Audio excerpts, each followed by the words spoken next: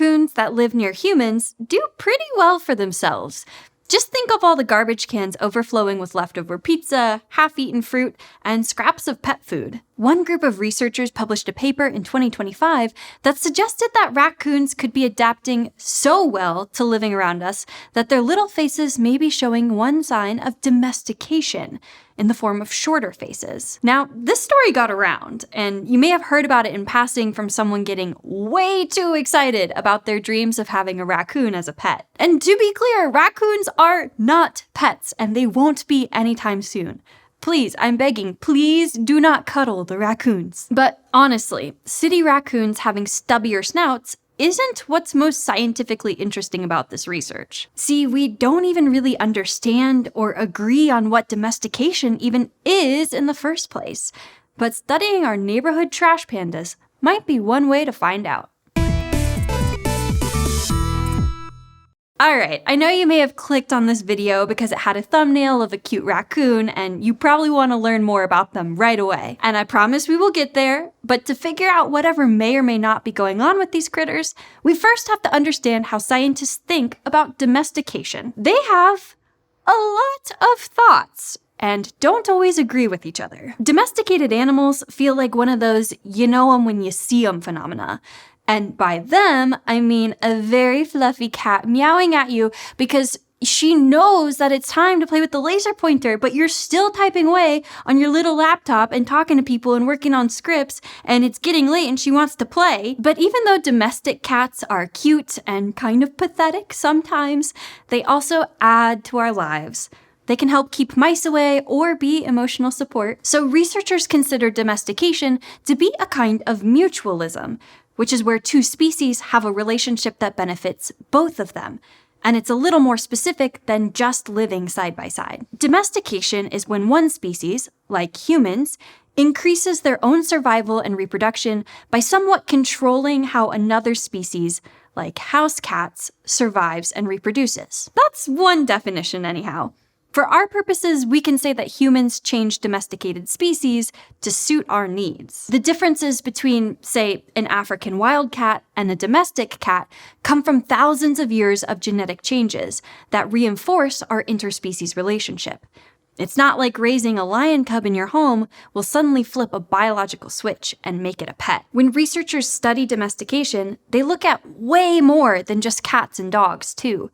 Hundreds of crop plants, like rice or potatoes, have been domesticated over time. Farmers control the survival and reproduction of crops, and in return, we get a resource out of them: nutritious food. The wild versions of a lot of these plants barely look like their cultivated cousins. In any case, the specific evolutionary changes and traits that emerge during the generations-long process of domestication are where biologists really start splitting hairs. We create scientific definitions based on observations and experiments, so there's not always a clear line between domestication and other kinds of interspecies relationships, or even just adaptations to different environments. A species that's becoming domesticated over time might change its appearance, its behavior, its nutritional content, or any number of things that make it more useful to the domesticator species. This concept of a sort of checklist of traits that domesticated species have in common is called domestication syndrome. The English naturalist Charles Darwin was a big proponent of the you-know-it-when-you-see-it observational sort of biology.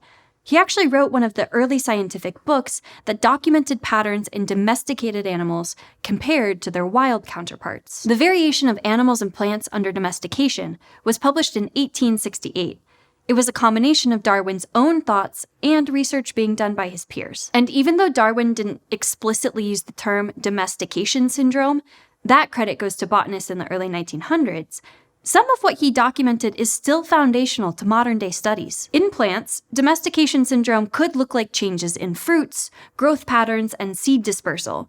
You want the seeds to disperse less so you can collect them. In animals, we've noticed things like lighter fur, floppier ears, shorter muzzles, and curlier tails, along with behavioral traits like tameness or differently timed reproductive cycles. But even though these traits show up across different mammals, like rabbits, dogs, cats, goats, and cows, no domesticated animal has All of them. When researching the process of domestication and domestication syndrome, some scientists have taken an experimental approach and selectively bred animals to try and make them more domestic across multiple generations, usually focusing on behavior. People also study domestication in plants, but we'll stick with critters for now because ultimately, we're here to learn about raccoons, right? And we will get to the trash pandas right after we keep the lights on with this quick break. Since you love SciShow, you'll probably also be into this video's sponsor, Brilliant. Brilliant is an online learning platform made for everyone from age 10 to 110, and they offer courses that strengthen your math skills. As an example, their math course on proportional reasoning is designed to help you understand ratios and proportional relationships. Over the course of 30 lessons, you'll get to complete 357 exercises, which gives you an idea of just how interactive Brilliant is. To learn for free on Brilliant for a full 30 days, go to brilliant.org/SciShow, scan the QR code on screen, or click on the link in the description. Brilliant's also giving our viewers 20% off an annual premium subscription, which gives you unlimited daily access to everything on Brilliant. These experimental studies can take place over the course of months or years with fast-breeding animals like mice or rats. Researchers can compare tamer and more aggressive individuals, making note of differences, and keep breeding the tamer ones to see if they can affect future generations. The most famous research that took this approach is the Russian farm fox experiment, which was started by the Russian geneticist Dmitry Belyaev and his collaborators in 1959. And it's continued in the decades since, even after his death. Over 60 years ago, Belyaev got 30 male and 100 female silver foxes from fur farms.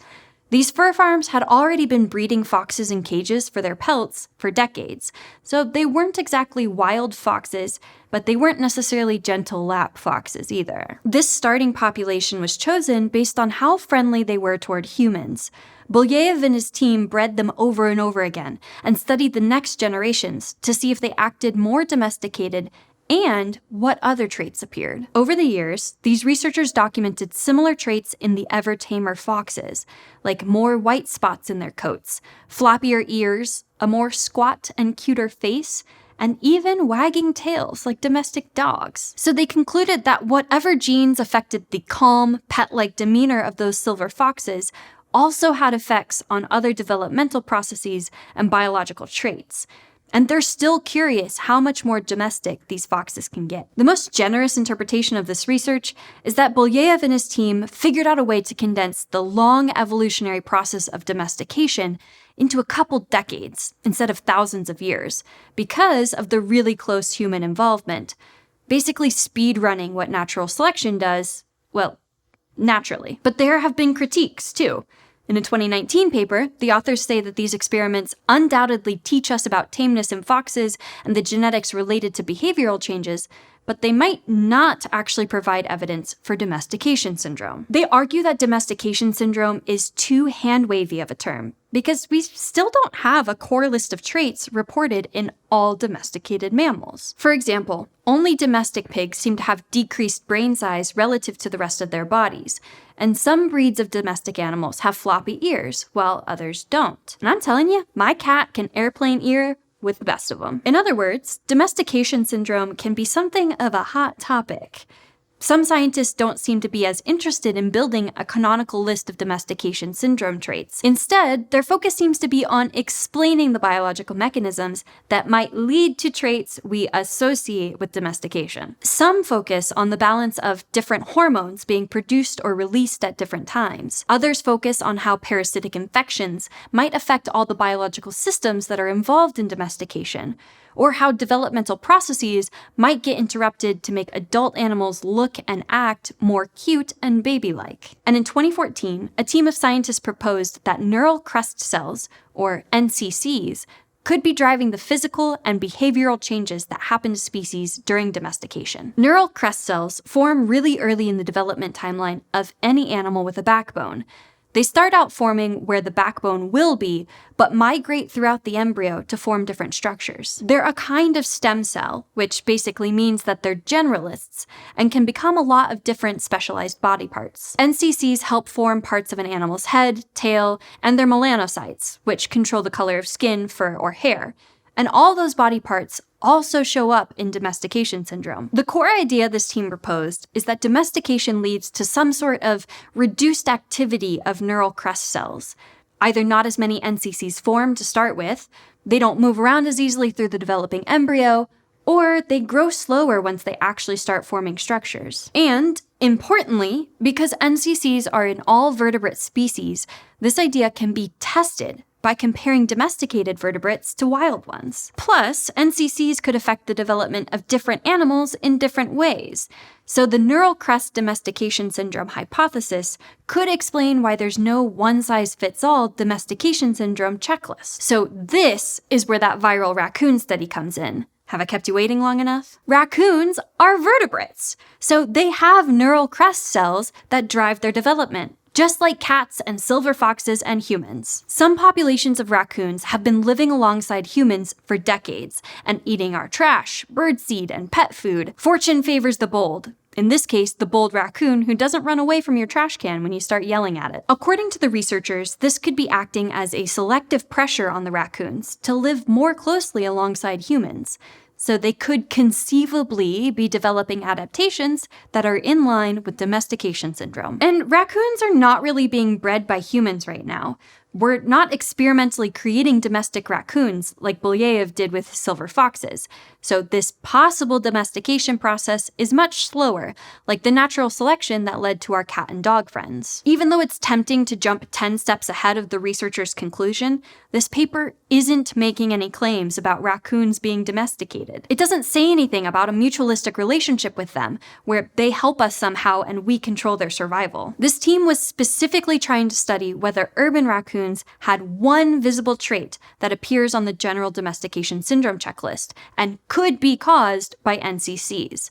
And that trait is a shorter snout. So these researchers looked at 19,495 photos of North American raccoons from the citizen science website iNaturalist, where anyone can share pictures of the world around them. After the team divvied up the photos and screened them one by one to make sure that the raccoon was the correct species and their head was clear enough to measure their snout, they ended up selecting a mere 249 of those images for further analysis. Based on the locations tagged on iNaturalist, they split these images into 211 urban raccoons that were snapshotted in counties with more than 20,000 people, and 38 rural raccoons from counties with fewer people. Then, they got to measuring all those raccoon snouts.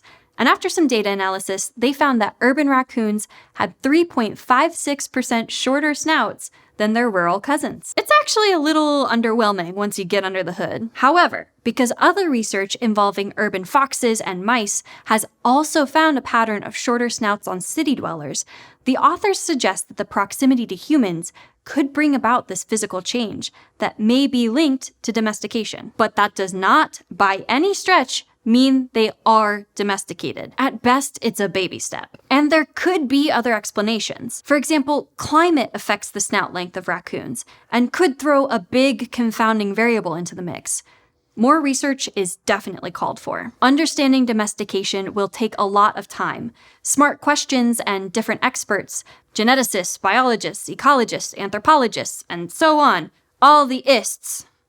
Except physicists. I don't think we'll be in this. After all, we've lived alongside cats for thousands of years and can't claim to completely understand how they were domesticated. So that's also why the authors of that 2025 paper suggested that other domestication researchers look a little more closely at these trash pandas. Even if a couple experiments have shown that tameness is linked to the physical traits of domestication syndrome, like a shorter snout in a couple animals, there's simply too much we don't know about raccoons right now. What we do definitely know is that raccoons carry a ton of infectious diseases that could make you extremely sick. So can you invite that raccoon that digs through your barbecue scraps into your house as a pet?